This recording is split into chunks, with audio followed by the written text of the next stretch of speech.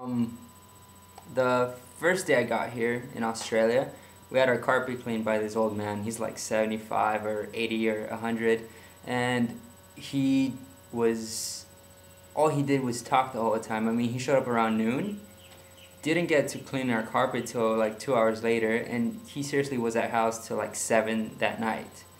And it only took like a couple hours to do the job. It's not a big house.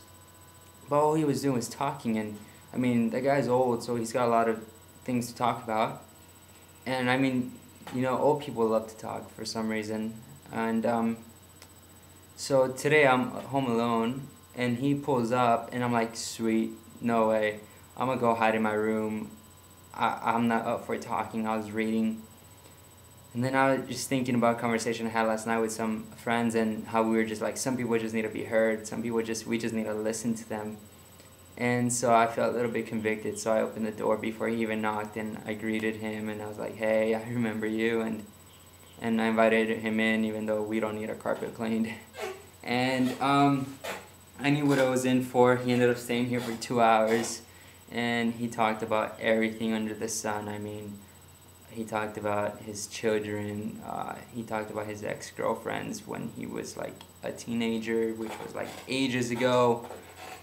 And it was sweet, it was interesting.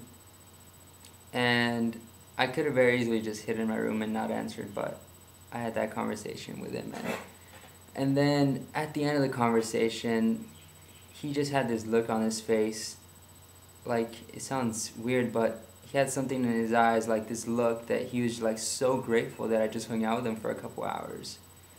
And I guess some of these people just, maybe his family like already knows he talks a lot, so they avoid him.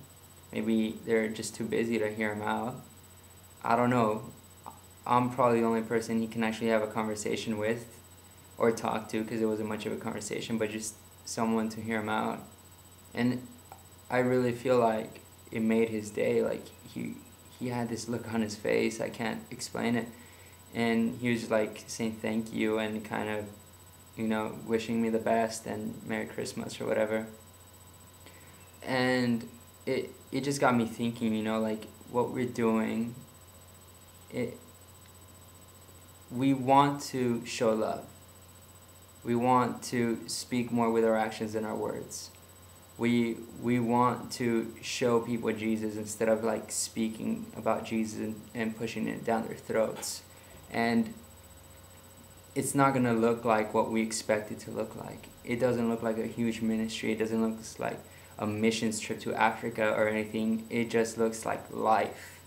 And it might seem insignificant to just have a conversation with an old man or whatever, but that is love.